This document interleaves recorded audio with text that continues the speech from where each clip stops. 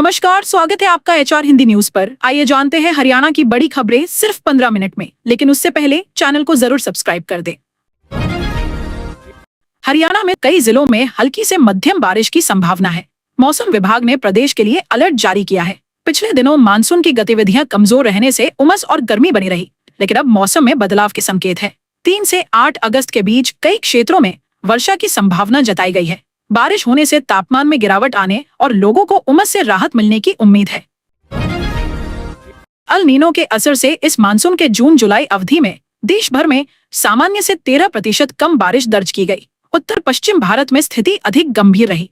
उत्तर प्रदेश में सामान्य से 28%, हरियाणा में 31% और पंजाब में 38% कम वर्षा हुई।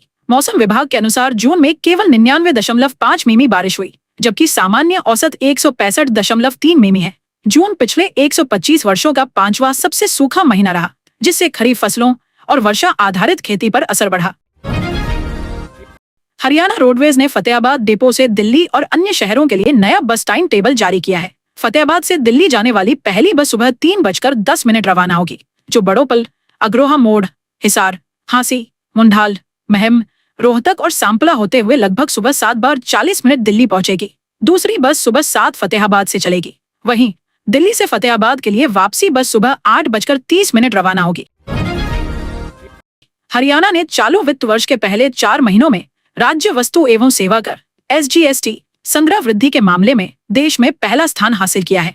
राज्य में वर्ष दर वर्ष आधार पर SGST संग्रह में 28% की वृद्धि दर्ज की गई। जुलाई 2026 तक के आंकड़ों के अनुसार यह प्रदर्शन अन्य राज्यों की तुलना में सबसे बेहतर रहा।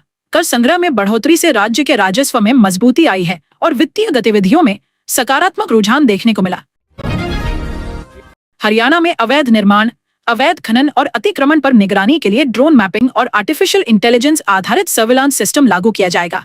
इस व्यवस्था के तहत संवेदनशील क्षेत्रों की नियमित ड्रोन मैपिंग होगी और AI की मदद से जमीन पर होने वाले बदलावों की पहचान की जाएगी। संबंधित विभागों को समय पर अलर्ट मिलेगा, जिससे अवैध गतिविधियों पर तेजी से कार्रवाई की जा सकेगी। इस पहल का उद्देश्य निगरानी व्यवस्था को अधिक प्रभावी और तकनीक आधारित बनाना है।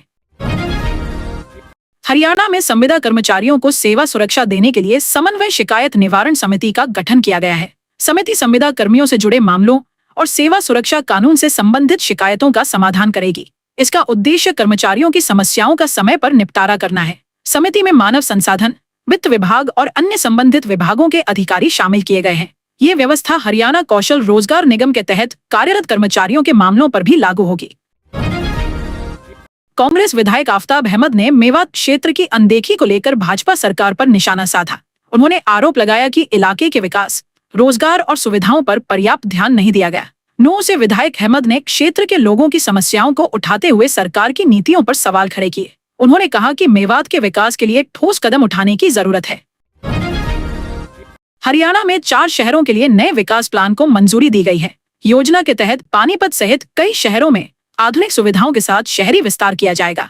नारनौल में 20 नए सेक्टर विकसित करने की तैयारी है। इन क्षेत्रों में आवास, सड़क, परिवहन और अन्य बुनियादी सुविधाओं को बेहतर बनाने का लक्ष्य रखा गया है। राज्य में बढ़ती आबादी और जरूरतों को देखते हुए नए क्षेत्रों के विकास की योजना तैयार की गई है। डबवाली में शराब नहीं मिलने से नाराज युवकों ने शराब ठेके पर फायरिंग कर दी। घटना के बाद इलाके में अफरा तफरी मच गई। बताया गया कि युवक शराब लेने पहुंचे थे, लेकिन किसी कारण से उन्हें शराब नहीं मिली, जिसके बाद उन्होंने गुस्से में आकर ठेके को निशाना बनाया। फायरिंग की सूचना मिलने पर पुलिस मौके पर पहुंची और मामले की जांच शुरू की। पुलिस ने आरोपियों की पहचान और गिरफ्तारी के लिए कार्रवाई शुरू कर दी है। हरियाणा में बिजली कर्मचारियों ने समानांतर लाइसेंसिंग, अलग कृषि डिस्कॉम बनाने और स्मार्ट मीटरिंग योजना के विरोध में प्रदेश भर में प्रदर्शन किया। संयुक्त संघर्ष मोर्चा के आह्वान पर कर्मचारियों ने अपनी मांगों को लेकर आंदोलन तेज किया। प्रदर्शनकारियों ने बिजली वितरण व्यवस्था में प्रस्तावित बदलावों को वापस लेने की मांग की। मोर्चा ने 4 और 5 अगस्त को भी प्रदर्शन जारी रखने तथा आगे की रणनीति के तहत आंदोलन बढ़ाने का निर्णय लिया। पंजाब हरियाणा हाईकोर्ट ने मध्यस्थता पुरस्कार की वसूली से जुड़े मामले में अहम फैसला सुनाया है। कोर्ट ने कहा कि आर्बिट्रेशन अवार्ड के निष्पादन के लिए याचिका देश में कहीं भी दायर की जा सकती है जहां डिक्री लागू की जा सकती हो। इसके लिए उस अदालत से ट्रांसफर आदेश लेना जरूरी नहीं होगा जिसके क्षेत्र में मध्यस्थता की कार्यवाही हुई थी। फैसले से पुरस्कार की वसूली प्रक्रिया आसान होगी। महेंद्रगढ़ जिले में जिला मुख्यालय और नारनौल को अलग जिला बनाने की मांग फिर तेज हो गई है। लंबे समय से क्षेत्र के लोग प्रशासनिक सुविधाओं को लेकर ये मांग उठा रहे हैं। वर्तमान में महेंद्रगढ़ जिले का मुख्यालय नारनौल में स्थित है। मांग को लेकर सामाजिक संगठनों, अधिवक्ताओं और स्थानीय लोगों ने कई बार ज्ञापन व प्रदर्शन किए हैं। लोगों का कहना है कि महेंद्रगढ़ में जिला मुख्यालय बनने और नारनौल के अलग जिला बनने से क्षेत्रवासियों को सुविधा मिलेगी। सावन के पहले सोमवार को हरिद्वार जाने वाले कांवड़ियों की भारी भीड़ उमड़ी। पानीपत समेत हरियाणा के कई क्षेत्रों से श्रद्धालु गंगाजल लेने के लिए रवाना हुए। कांवड़ यात्रा को देखते हुए हरियाणा रोडवेज ने यात्रियों की सुविधा के लिए हरिद्वार रूट पर विशेष बसों का संचालन किया। बस अड्डों पर श्रद्धालुओं की भीड़ दिखाई दी और यात्रियों की बढ़ती संख्या के अनुसार परिवहन व्यवस्था की गई। हरियाणा के 996 गांवों में अटल लाइब्रेरी तैयार हो गई है। इन पुस्तकालयों में ग्रामीण युवाओं और विद्यार्थियों के लिए पढ़ाई की सुविधाएं उपलब्ध कराई गई हैं। यहाँ प्रतियोगी परीक्षाओं की तैयारी के लिए किताबें, बैठने की व्यवस्था और डिजिटल सुविधाएं दी जा रही हैं। योजना के तहत गाँव में अध्ययन का माहौल विकसित करने और युवाओं को बेहतर संसाधन उपलब्ध कराने का कार्य किया जा रहा है। फतेहाबाद के गांव किरढान निवासी सतबीर गिजरोया ने किडनी ट्रांसप्लांट के बाद खेलों में देश का नाम रोशन किया है। गंभीर बीमारी के कारण उनकी दोनों किडनियां खराब हो गई थी, जिसके बाद पिता रंजीत सिंह ने किडनी देकर उन्हें नया जीवन दिया। स्वास्थ्य में सुधार के बाद सतबीर ने पेटांग खेल शुरू किया और थाईलैंड में आयोजित ट्रांसप्लांट एशियन ओपन चैंपियनशिप में 2 कांस्य पदक जीते। उन्होंने ट्रांसप्लांट के बाद भी खेल में उपलब्धियां हासिल कर मिसाल पेश की। हरियाणा सरकार ने अनुबंध कर्मचारियों के लिए सेवा अवधि बढ़ाने और रोजगार सुरक्षा से जुड़े कदमों को लेकर आदेश जारी किए हैं। आदेश के तहत आउटसोर्सिंग नीति के तहत कार्यरत कर्मचारियों की सेवाओं को निर्धारित अवधि तक जारी रखने का निर्णय लिया गया है। इससे विभिन्न विभागों, बोर्डों और निगमों में कार्यरत अनुबंध कर्मचारियों को राहत मिलेगी। सरकार ने संबंधित विभागों को आदेशों का पालन सुनिश्चित करने के निर्देश दिए हैं। हरियाणा रोडवेज ने हिसार से विशेष बस सेवा शुरू की है। ये सेवा यात्रियों की सुविधा को ध्यान में रखते हुए शुरू की गई है। नई बस सेवा से हिसार और आसपास के क्षेत्रों के लोगों को आवागमन में सुविधा मिलेगी। बस संचालन से जुड़े मार्ग और समय की जानकारी यात्रियों को उपलब्ध कराई गई है। रोडवेज की इस पहल से यात्रियों को बेहतर परिवहन सुविधा मिलने की उम्मीद है। हरियाणा सरकार ने महिलाओं को आर्थिक सहायता देने के लिए दीन दयाल लाडो लक्ष्मी योजना शुरू की है। योजना के तहत पात्र महिलाओं को हर महीने 2100 रुपए की वित्तीय सहायता दी जाएगी। इसका लाभ लेने के लिए पात्रता और आवेदन प्रक्रिया निर्धारित की गई है। योजना का उद्देश्य महिलाओं को आर्थिक मजबूती प्रदान करना है। राज्य में इस योजना के लिए आवेदन और अन्य माध्यमों से सुविधाएं उपलब्ध कराई जा रही हैं। पात्र महिलाओं को योजना का लाभ मिलेगा। हरियाणा में भाजपा की नई टीम के गठन के बाद संगठन के कामकाज को लेकर तैयारियां तेज हो गई हैं। नई व्यवस्था में पदाधिकारियों और कार्यकर्ताओं के बीच बेहतर तालमेल, जिम्मेदारियों के बंटवारे और आगामी राजनीतिक कार्यक्रमों को प्रभावी ढंग से आगे बढ़ाने पर जोर रहेगा। पार्टी संगठन को बूथ स्तर तक मजबूत करने और कार्यकर्ताओं की सक्रिय भागीदारी बढ़ाने की योजना के तहत नई टीम भूमिका निभाएगी। इस दिशा में संगठनात्मक गतिविधियों को गति देने का कार्य जारी रहेगा। हरियाणा की श्री कृष्ण आयुष यूनिवर्सिटी कुरुक्षेत्र ने नॉन टीचिंग और पैरामेडिकल पदों पर भर्ती निकाली है।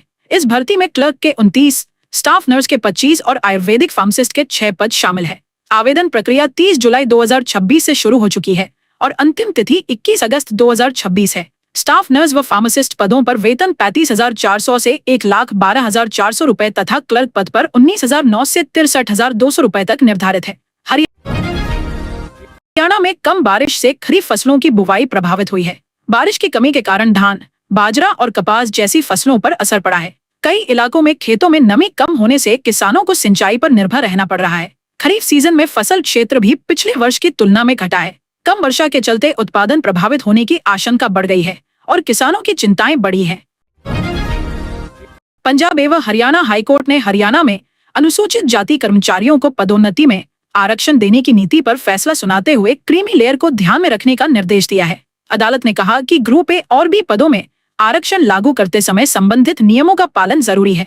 हरियाणा सरकार ने एससी कर्मचारियों के लिए पदोन्नति में 20% आरक्षण की व्यवस्था की थी। मामले में हाईकोर्ट के आदेश के बाद नीति में बदलाव की प्रक्रिया शुरू हुई। हरियाणा के हिसार जिले के उकलाना से कांग्रेस विधायक नरेश सेलवाल ने भाजपा पर फर्जी वोटरों को लेकर आरोप लगाए हैं। उन्होंने दावा किया कि मतदाता सूची में गड़बड़ियों के जरिए चुनाव प्रक्रिया को प्रभावित करने की कोशिश की गई। सेलवाल ने उकलाना क्षेत्र में कथित फर्जी मतदाताओं की संख्या का मुद्दा उठाते हुए कार्रवाई की मांग की। कांग्रेस पहले भी हरियाणा चुनावों में मतदाता सूची से जुड़ी अनियमितताओं के आरोप लगा चुकी है। हरियाणा के करनाल में चोरों ने शिव मंदिर में चोरी की वारदात को अंजाम दिया। चोरों ने मंदिर के कई दरवाजों के ताले तोड़कर करीब 10 चांदी के मुकुट और गहने चोरी कर लिए। वारदात के दौरान उन्होंने मंदिर के चौकीदार को कमरे में बाहर से बंद कर दिया। चोरी की घटना रात 12 से सुबह 4 के बीच हुई। चोर मंदिर परिसर में लगे सीसीटीवी कैमरे और डीवीआर भी अपने साथ ले गए। पुलिस ने मामला दर्ज कर जांच शुरू कर दी है। हरियाणा में सूक्ष्म सिंचाई योजना के तहत किसानों को पानी की बचत वाली तकनीक अपनाने के लिए प्रोत्साहित किया जा रहा है। योजना में ड्रिप और स्प्रिंकलर जैसी प्रणालियों को बढ़ावा दिया जाएगा।